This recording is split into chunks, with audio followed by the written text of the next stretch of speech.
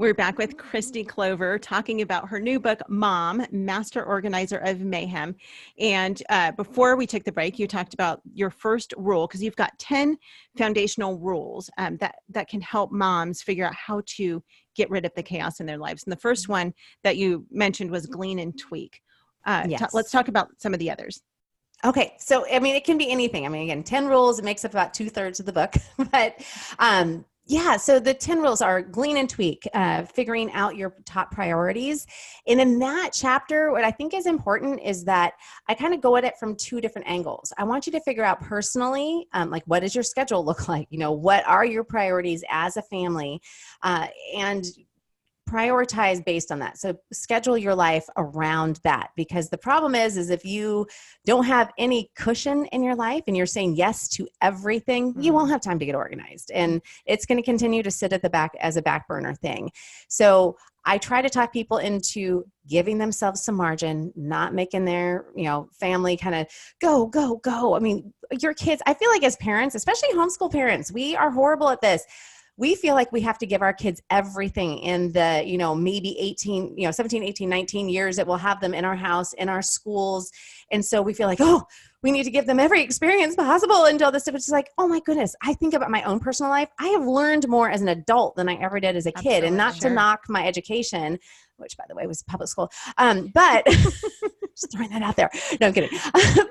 But, they will continue to learn and grow. We don't have to put it all in the first, few years of their lives. So it's okay to say no to a lot of things. So I try to talk people into saying no to as many things as possible, saying yes to what is going to help your family to thrive the most. And then looking at from the standpoint of, what are your house priorities? So what's driving you crazy in your house? If you're married, talk to your spouse. What is driving him crazy? It's all my son's room. Every one of us would say it's my son's room. Oh, sorry. I had to throw that in there. Oh, you do it. And what's so funny is my advice is close the door. Oh, I love that. Really? Until the smell starts to waft out. Yes. Right? Then the smell comes out. Oh, yeah. How old is he? I like that. I like that. Just shut the door. That is freeing, Kristi. I feel like you just freed me and every other mom listening. Well, you do have to get in there from time to time. I know. It's really something that is an eyesore. Like, close the door so you don't have to deal with it. But, and then when you have time. Make that your, one of the other rules is tackle your worst project. And if that's honestly what's driving everybody crazy in your house, then you have to go through and help him declutter. And the key with kids is you have to teach them the systems. You have to teach them where you put things. I always laugh because moms will go through and they'll organize the whole house, but they're like, oh, my kids leave it messy. I'm like, do they know where toys go? And they're like, no, I have to help them. I'm like, well, then teach them where the toys go, or you don't have a system. Like that's, you don't create systems for other people based on how you process things. You have to create systems for the people in your house that work for them. So that's the crazy thing, is that you could be the most logical person in the house, in the world. And if it doesn't work for them, and everyone's different. I have a very neat child. I can trust that his room. In fact, if we had too much pounding and grinding and whatever they're doing down below me happening in the house, I go to his room to do any kind of video or audio, because I know it's always going to be perfect. And that's just him. That's the way he's wired. He thrives in that situation. He knows how to take care of it. Then I have other children. I have 4 other children.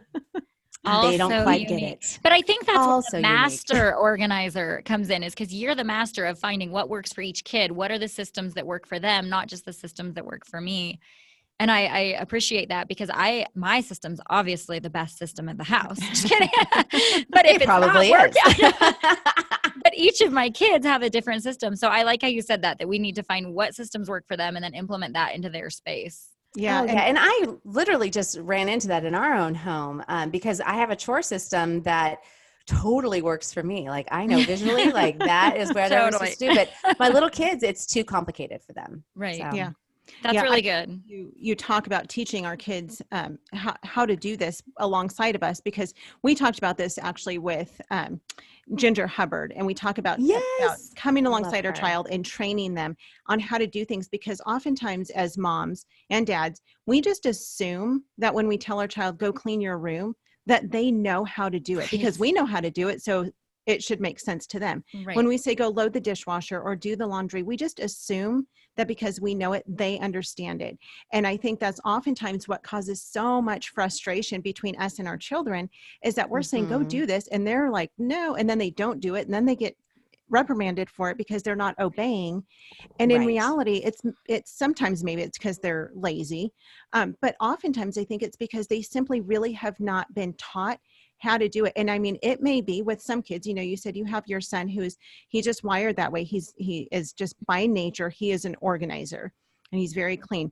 And I have one of those. I have, you know, my oldest, she loves to organize things and like she does it for fun. Must be an oldest thing. Then, it's that how mine is. Absolutely. Yeah. And then my youngest, not so much. And she's not like uncontrollable.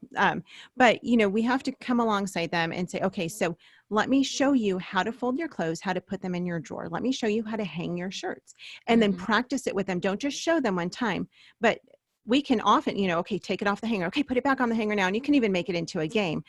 Let's fold the clothes again. Now let's throw them all over the floor and let's refold them and put them back in the drawer, you know, 2 or 3 times, so that you know that they understand what it is you're asking them to do. And then if they do it right, then you know, okay, you really understand this.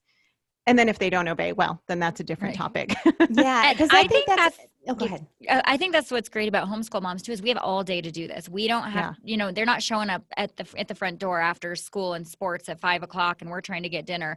And so, I mean, we're very blessed that we can bring them alongside of us as we're cleaning the kitchen, as we're cleaning up the toys, and they get to do it with us. So what are some of the things, Kristi, that you outsource to your children, that you delegate to your kids to do in your home? Oh, you're going to love this. Okay, this is my secret one, like no kids at the door.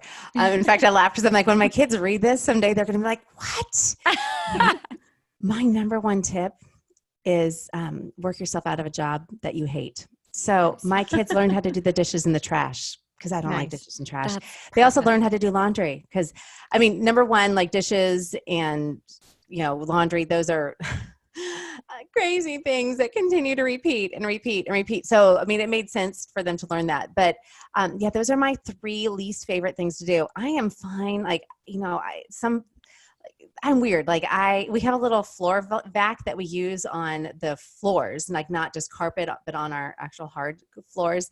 It's a little therapeutic for me. I kind of like it. Counters, I like cleaning them. Like I don't mind those jobs. And of course, because I'm finding such joy in them, my kids are like, can I do it too? And I'm like, no, okay, we're going to do it too. We don't do the dishes first. No, but we all have those little things. And so really, it really depends on number one, what do you need to have done around the house? Like, what do you need help with? Okay.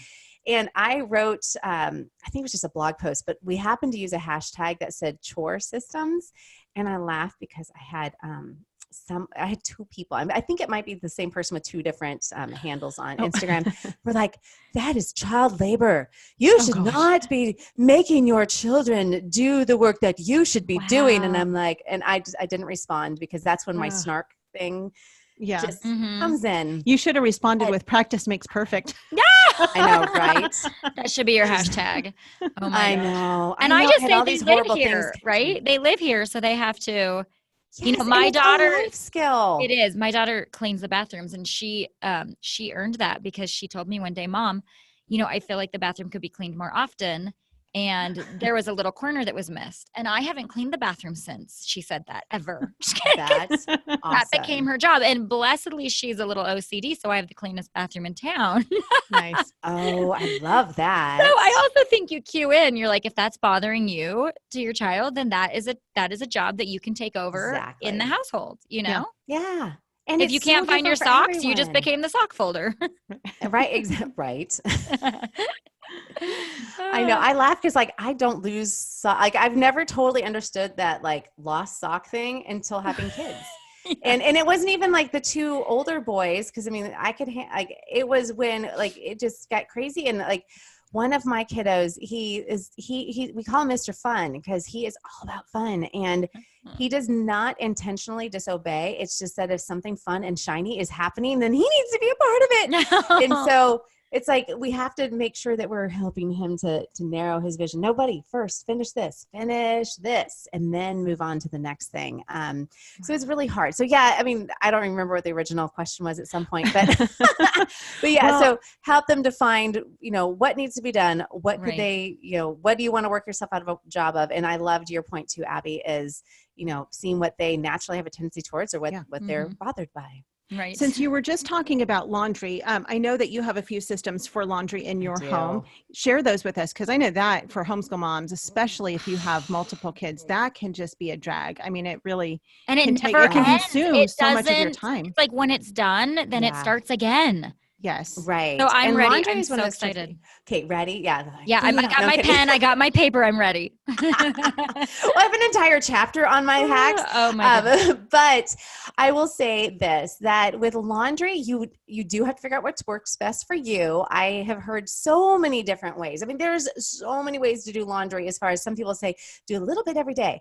That would drive me bonkers. I want to have a break from doing laundry. I cannot do it every day. Then it really would pile up, because if you get behind or life throws you any kind of a curveball, laundry is going to be, missed. And so what works for our family, especially since we have 7 people, is that everybody gets a day of the week. And my husband and I have one day together. So I still do both of our laundry together, because he was traveling so much, and now, he's not traveling, but it's, he'll do the laundry sometime. But even then I'm like, oh wait, here, I'll just do it. Like, I know what doesn't go in the dryer, or I know that this is how this is going to work. So backing up a little. So each person has their own day. Now, what's beautiful about that is that it creates a natural accountability, because if you don't do your laundry and get it out of the washer dryer and into your room to at least start the folding process, then someone else is coming behind you and your laundry is going to get moved because they are ready to come in and do it. And so that has worked really well for us because of that natural accountability. I love that. My other thing that is key, if you are doing that kind of laundry, so I can even talk through, so I have a SMART. SMART is one of my little acronyms for 5 laundry hacks. So the M in SMART is mesh bags. They should be your best friend. Because if anything needs to go from the washer to like being hung up, you put it in the mesh bag, so that if somebody is moving your clothes from the washer to the dryer, the rule in the house is mesh bags do not go in the dryer. So anything, and so I do that with my husband and I too. So that way, if he's doing a load, he knows, do not put the mesh bag items into the dryer. So it's not just for delicates. For example, oh my gosh, I'm so excited about this. So for example, so like say Joey has a Tuesday day. So he washes, he dries, he folds, he puts away his own clothes. He's not doing like everybody's clothes on Tuesday, right? It's his own clothes on Tuesday. It's his own clothes on Tuesday. Okay. Yes. So then if on say Friday, he failed to do that special shirt, you're just like, hey, sorry, you wait till Tuesday. No. Well, no. I mean, you can cut in. You can share if you need. Okay. It's called laundry grace. It's called laundry grace. Laundry grace. That's right. And we aren't sticklers on the day all the time. So like if we just got back from Hawaii, we got back on a Sunday, so it's just, you got to make it work. You got to be flexible. There's days when suddenly we have 3 people that need to get their laundry done because life has been crazy. We were out all day and didn't have a chance to get laundry going. Then, we're going to have to double up. And how young do you start this? How old is your 6-year-old doing it? My 6-year-old is doing her laundry. She still needs help with the folding and putting away. Okay. She can do it, but she doesn't do it all the time because she gets flustered. It takes her a while. So, and everyone's different. So like my oldest, he does it all. And one of my other things is that I truly believe in small loads. The larger the load, the more apt you are to let it sit there and not get it done. Mm-hmm. So it's really important to have smaller loads, which is why, again, that having a day, that means everybody should be doing their clothes weekly. So my oldest, he was getting in the habit of doing huge loads. Of course, his clothes are big too. So not little itty bitty little clothes anymore. So he was in the habit of waiting 2 weeks to do his if he just got busy. And what was happening is his clothes just weren't getting as clean. And so I just had to explain to him again, like small loads, clothes get cleaner. And, then you can put them washer dryer. Cause everyone's like, how do you, that's crazy. Everyone always tells me I'm so crazy to get my laundry done all in one day. But I'm like, well, washer, dryer, fold really quick, washer, dryer, fold really quick. And then I take, and I pile it, in order So I'm literally just putting it into right. a drawer. And if you're doing everybody has a day, it's once a week. So it's not stacking Right. up, you know, because you No. know that it's just a once a week. That's brilliant. What's Yes. another? Okay, give us one more laundry hack before we have to move in. One more laundry hack. Okay, so this is my rule breaker laundry hack for kids. Have them wash everything on cold. I don't buy a lot of white. If they have anything that's white, they throw it in my white divider. And I say white because people normally do whites, brights, and darks. So we actually do cold, warm, and hot as our divider. So that's kind of 2 laundry hacks. So divide by temperature and have your kids wash all their clothes on cold. And if they do have items that need to be washed more thoroughly, then you just do a separate wash with that, or throw them in one more time.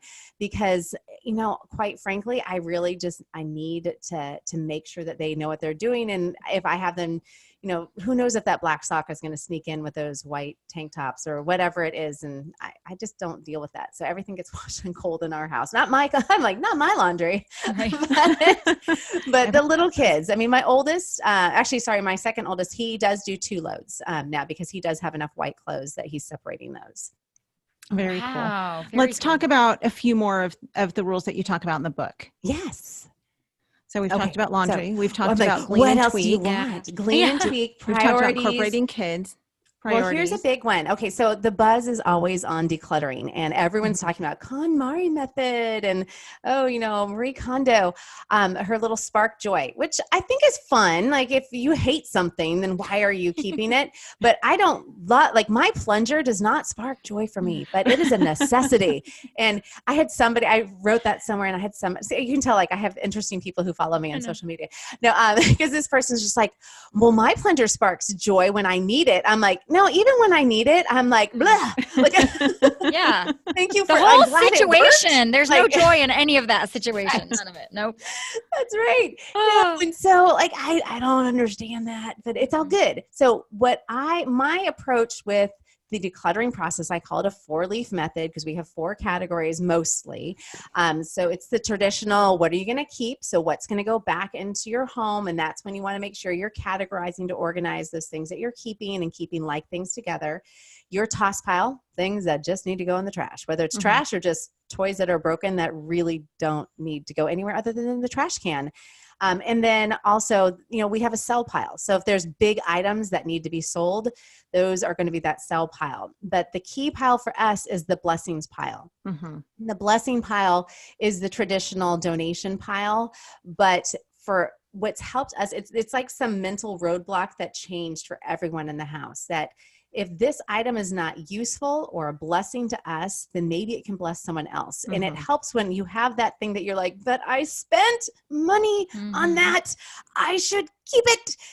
Why? If you spent money on that and it's in great condition, see if a friend wants it. And if they don't want it, give it to Salvation Army, because I've heard stories. In fact, it was Kathy Lipp. She's another organizer. She's written a lot of books on organization and decluttering and has a new book coming out, I think in February, actually, on the topic. And I heard her speak recently, and she talked about how when she was really going through a hard time, she went into like a Goodwill or Salvation Army, and her son really needed a new pair of shoes. And he was really bummed because he wanted this one kind of shoe. They happened to find in Salvation Army the right size, the exact shoe. And she's like, it was God's blessing on us. And I think if that person hadn't taken the time to donate that, I mean, so that's what's just like, you're kind of giving God room to be like, wow, you know what? I can use your stuff. If you don't need your stuff, get rid of it. So if it's not doing me any good in our house, then let the Lord use it somewhere else. And who knows, if it's in horrible condition, maybe Salvation Army is just going to throw it away. But still, I just think it's important, and it helps my kids to realize if we're not playing with it, we can bless someone else. So it's just been neat to see how just changing that mentality of this can bless somebody else. So like when we got rid of a ton of our baby clothes, I literally sent an email out to all of my friends, and we made this mountain. It was taller than most of my kids of baby clothes. And my friends came over, and we had all these babies that were being born. And so people just coming over and grabbing them, and it was great. And it's fun. And it was crazy. And at church, like I see everybody in my kids' clothes, and I'm like, so sweet. It was just fun to see them being reused. Yeah. I love that. I think it's good for kids too, because like with my son, we talk to him. He's a boy, so he's hard on things. Right. But we talk to him a lot too. Like when you're done with, we want to be stewards of the things God's given us, because when you're done with it, we don't want to give someone else our junk, because that's not, but if we're stewards with our things, then when you're done with that, it's in really great condition to bless somebody else. So it also just, I think it inspires us and encourages us to take care of the things God has given us, even if we don't see them long-term for our family, then they can bless another family. Yeah. Yeah. And I love what that teaches kids, because we want to teach our kids that they can be content no matter what. And I think oftentimes, especially in our society, we feel like our kids need more. We have to get them the newest and the best and the biggest thing that's out. That's why Black Friday, that's why people stand in line for, 24 hours before the big sale, or even longer, sometimes days, a week. It's so crazy to me. And why are we teaching our kids that, be content in all things? And when we show them that the things that they have that they're no longer using can be a blessing to someone else, I think that's huge. And we've done that with our kids as well, since they were really little, is, what friend do you have that this might be a blessing to? Or like you said, often just donating it because it's stuff we don't use. And, I know moms, and not that I've never done this, I have done this before, but I know moms who will kind of just sneak things out. But then I think you're missing that opportunity to teach your kids to be a blessing to others, and not just to be a blessing to others, but to realize that they don't need to have all these things to be happy and to find joy in their lives. Yep. Storing up our treasures in heaven. That's right. We have a few minutes left, so let's run through just a few others, and then what we don't get through, of course, people need to just get the book. And they need to get the book. It's so fun. Fantastic. Yes. Oh, thank you. It was so much fun to write, and it was fun to tell all my stories, and I tried to make it playful and fun, and just like we're sitting down having a cup of coffee. So that's kind of my approach to writing. I try to make every book I write feel like that. Okay, so a few other rules. Okay, so this is a big one, especially for moms, especially for homeschool moms. And one of the stories I share in the book on this rule, it has everything to do with a homeschool moment. And that is ask for help. And I think so many moms try to be superheroes and do everything in their own strength, or even if they're leaning on the Lord, He will give you strength, but sometimes there's just not enough time in the day to get everything done. And so I like to encourage people to ask for help. And when people offer help, you have to say yes.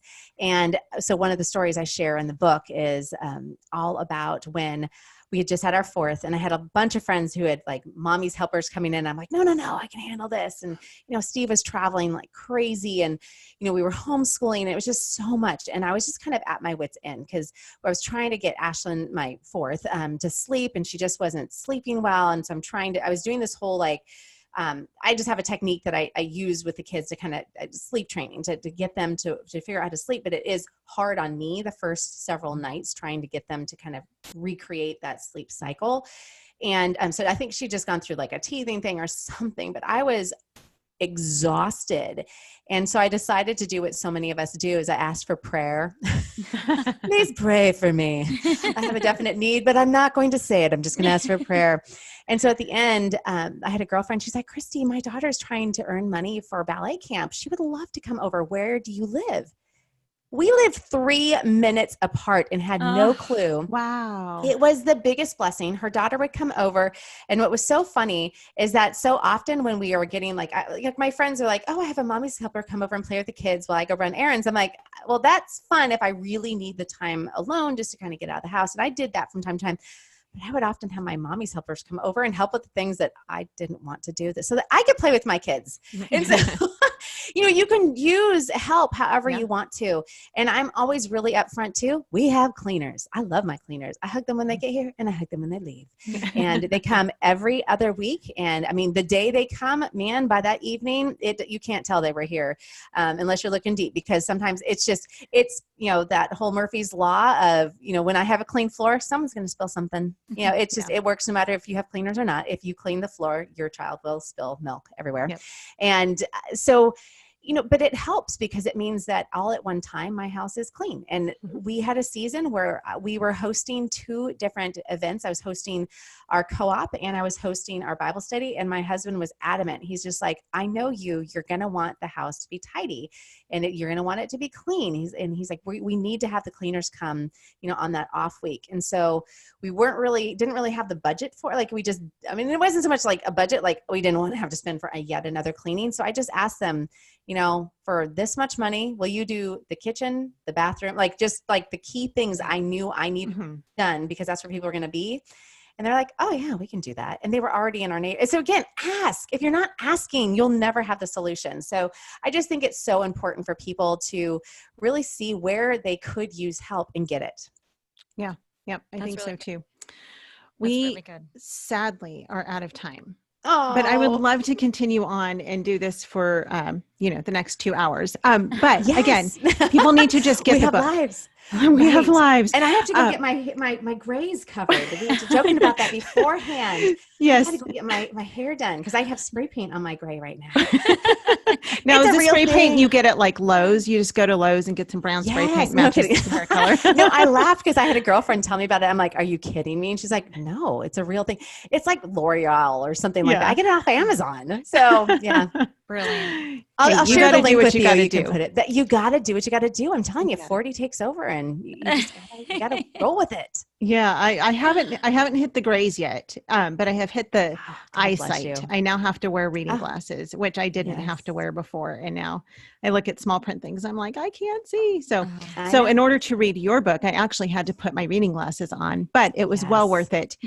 So you guys get this book. Yeah. Where can we get it, Kristi? It is fantastic. Oh, thank you. You can get it anywhere books are sold. And if your physical bookstore doesn't have it, you can just ask them and they'll get it in. It's on Amazon, Barnes and Noble, I think everywhere. It really everywhere, is. So, everywhere. yes. So, and yes. we, so, I mean, yeah, you we find of course links. will put links in the show notes to Yes. it. It is called M.O.M, Master Organizer of Mayhem by Kristi Clover. And Kristi, thank you. You've written a few other books, I know, so I definitely would love to have you on the podcast again to talk Yeah, about that'd be some of your fun. other stuff you've got going on. You've got all kinds of great encouragement. So I love it. So Well, maybe thank you. it won't take us a year to have you back on I know, again. right? No, life is we've been told 2 more weeks and the house is done. And so Okay. life How long will have you open been up told again. that? How long have they been telling you to? Oh, they've been great. They've been like, Really? nope.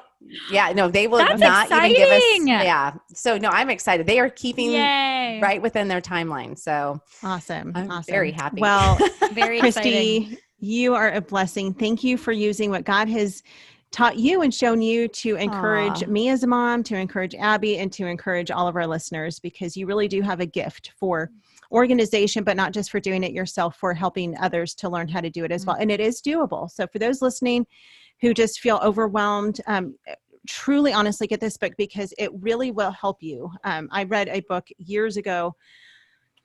Oh, I'm totally losing the name of it right now. I can't remember, but it was a book on organization. And this was probably 15 years ago that I read this book. Oh, wow. And it was literally life-changing for me because that it is helped so me to see cool. things that I couldn't see them inside of my Yeah. little box. Right. And so I would read a chapter and go, oh yeah, well, I can do that. And it really did change my perspective and my habits of doing things around our home. And so, so this is a book that does the same as that. So Yes. thank you, Kristi. You are a Thank you. blessing. I have to And- boogie because I have to go make my Yes. kids a schedule on whose laundry day is whose laundry day. And then I have to shut my son's bedroom door so I can enjoy my evening. All right. You're Well, Abby, thank adorable. you for being on with me Yes, again. thank And you. you guys, thanks for listening. We love you guys. Thanks, Kristi. Thanks, Again, Yvette. we would love for you to pray for us as we continue working on production on Schoolhouse Rocked. And if you would like to donate, we would love that. We are really in need of financial support. So anything that you would like to, you can make a tax-deductible donation. Go to schoolhouserocked.com and support the ministry of Schoolhouse Rocked. And let's get this movie done together. So thank you guys. Have a great rest of your week. And we'll see you next week. Bye. Bye.